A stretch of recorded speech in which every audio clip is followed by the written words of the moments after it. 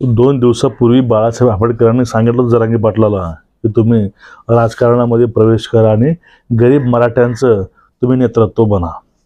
यावरती महाराष्ट्रामध्ये चर्चा ही होती की आता मनोज जरांगे आणि बाळासाहेब आंबेडकर हे दोघं राजकारणामध्ये उतरून एक युती करणार। मग अशामध्येच काल अमरावतीला वंचित बहुजन आघाडीची एक सभा होती। त्या सभेमध्ये बाळासाहेब आंबेडकरांनी सांगितलं, ते ऐकून आता प्रत्येक मनात एक प्रश्न पडतोय। तो प्रश्न म्हणजे खरंच महाराष्ट्रामध्ये जरांगे पाटलांची किंवा बाळासाहेब आंबेडकरांची प्रहारची ही युती होऊ शकते आणि महाराष्ट्रामधील 48 ते 48 जागा ह्या ही युती लढू शकते।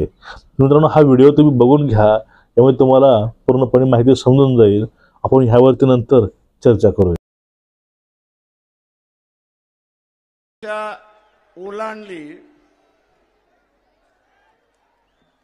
2 वर्ष ओलांडली तरीही यांचा काही समझोता झाला नाही।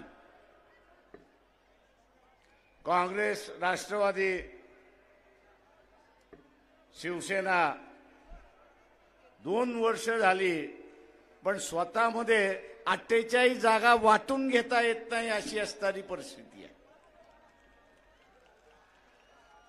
मला राहून राहून शंका येते की यांना खरंच मोदीला हरवायचं आहे का आणि बीजेपीला हरवायचं आहे का, हा त्याच्यातला असणारा प्रश्न आहे।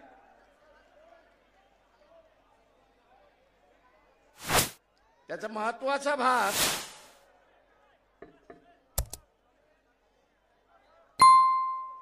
ते आता म्हणतात आम्ही मंत्र्यांना 2 जागा देतो।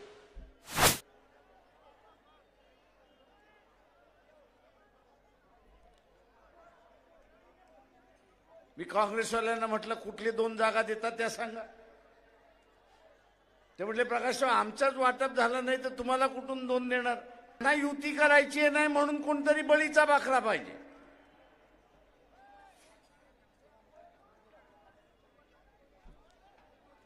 जसं कुर्बानीचा बकरा असतो तसा बकरा हे आता शोधताय।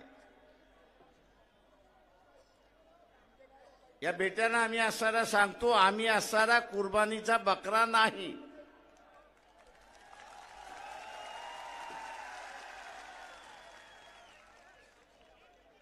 पहिल्यांदा तुम्ही असणारा तुमच्यामधल्या जागा वाटून घ्या।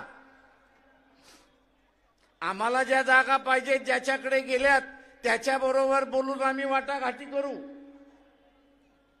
आणि नाही करणार असाल तर 48च्या 48 जागा आम्ही लढवायला बसलेलो आहोत।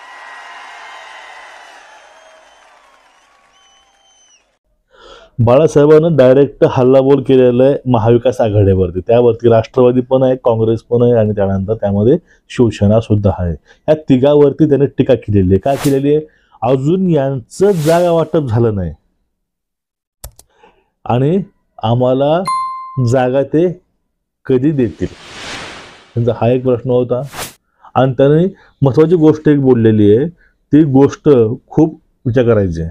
म्हणजे महाविकास आघाडी बळीचा बकरा हुडकत आहे किंवा शोधत आहे आणि तो बळीचा बकरा आम्ही नाही। तुम्ही जागा वाटप करा, आमच्या जागा ज्यांच्या पैसे गेलेले आहेत आम्ही त्यांच्याशी बोलून जागा घेऊ, अन्यथा आम्ही 48 ते 48 जागा लढायला तयार आहोत। आम्ही कुणाच्या बळीचा बकरा बनायला तयार नाहीत, आम्ही तो बळीचा बकरा बनणारे नाही, हे वाक्य होतं बघा आता। आणि यावरच बाळासाहेबांनी सांगितलं होतं की जरांगे पाटलांना तुम्ही राजकारणामध्ये यावं आणि गरिबांचा तुम्ही एक नेतृत्व म्हणून तुम्ही काम करावं। त्यावर जरांगे पाटलांना सांगितलेलं आहे कालच, त्यांनी फर्स्ट टाइम सांगितलं बरं का। पाठीमागे त्यांनी सांगितलं होतं की मी राजकारणामध्ये येणार नाही वगैरे, पण त्यांनी काल सांगितलेलं आहे की आम्ही राजकारणाचा विचार आरक्षणाच्या नंतर करणार आहोत। आता 26 तारखेपर्यंत शासन काहीतरी निर्णय देईल आरक्षणाचा आणि त्यानंतर आम्ही पुढला विचार करू। याचा अर्थ काय? म्हणजे जरांगे पाटील सुद्धा पॉझिटिव्ह आहेत या बाळासाहेबांच्या गोष्टीकरता। आणि जरांगे पाटलांनी सांगितलेलं आहे बाळासाहेब आंबेडकर हे एक उत्कृष्ट असं नेतृत्व आहे, ते कुणाचं ऐकत नाहीत, ते नैतिकतेने वागतात, ते बळ तसेच वागतात।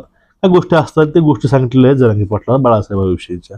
याला असं वाटतं की दोघांचं खरंच एक समीकरण जुळत आहे आणि ते समीकरण जुळून ह्या दोघांची युती होऊन महाराष्ट्रामध्ये नवीन चित्र तयार होईल. याला अजून एका गोष्टीनं पुष्टी मिळते. ती कुठली? आता समजून घ्या, बाळासाहेबांना वारंवार चव्हाण सांगत आहेत तुम्ही जाऊन खरगेंना भेटा. बाळासाहेब स्वाभिमानी माणूस अजूनपर्यंत जाऊन त्यांना भेटलेले नाहीत. तर तेव्हा जाऊन भेटून आला असता कोणाला? खरगेंना. पण बाळासाहेबांनी असं केलं नाही. बाळासाहेबांना एक स्वाभिमान असतो ना, स्वाभिमान खूप महत्त्वाचा आहे.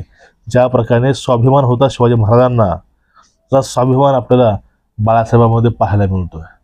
आणि महत्त्वाची गोष्ट आहे, ह्या पूर्ण राजकीय या गोष्टी आहेत किंवा बाळासाहेबांची भाषणं आहेत, यातून एक गोष्ट समजते की बाळासाहेबांना महाविकास आघाडीची गरज नाही, पण ही गरज महाविकास आघाडीला बाळासाहेबांची पाहिजे, पण ती आता सध्या पाहता येत नाही. म्हणून बाळासाहेब म्हणतात की ह्या महाविकास आघाडीला खरंच भाजपला किंवा मोदीला हरवायचं आहे का, हा एक मला प्रश्न पडलाय, असं बाळासाहेबांचं वक्तव्य, बाळासाहेबांचं म्हणणं असं आहे. बरोबर, त्यांचं काय चुकीचं नाही, कारण यांना पाहून असंच वाटायला लागलंय की खरंच यांना मोदीला हरवायचंय का. तुम्हाला एकूणच याविषयी वाटतं काय नेमकं? बाळासाहेबांना जे बोललेलं आहे ते योग्य आहे का? आणि भविष्यामध्ये मनोज जरांगे पाटील आणि बाळासाहेब आंबेडकर या दोघांची युती होऊन एक नवीन समीकरण महाराष्ट्रामध्ये आपल्याला पाहायला मिळेल का? आणि जर असं समीकरण जर पाहायला मिळालं आपल्याला की ओबीसी, मराठा आणि बहुजन, वंचित बहुजन हे सर्व, तर अशा वेळेस एक महाराष्ट्राचं राजकीय समीकरण हे खूप वेगळं असणार आहे आणि ते खूप चांगलं हे असणार आहे. हे गरिबांचं राज्य गरिबासाठी तयार होईल आणि त्यामध्ये गरिबांचे प्रश्न मिटतील, यामध्ये काहीही शंका नाही, आपल्याला असं म्हणता येईल. तुम्हाला कोणी याविषयी वाटते काय? नक्कीच कमेंट करा. तुम्हाला आपले व्हिडिओ आवडत असतील चॅनलला सबस्क्राईब करा, बेल आयकॉन दाबून व्हिडिओ शेअर करा. जय हिंद, जय महाराज, जय शिवराय आणि जय भीम.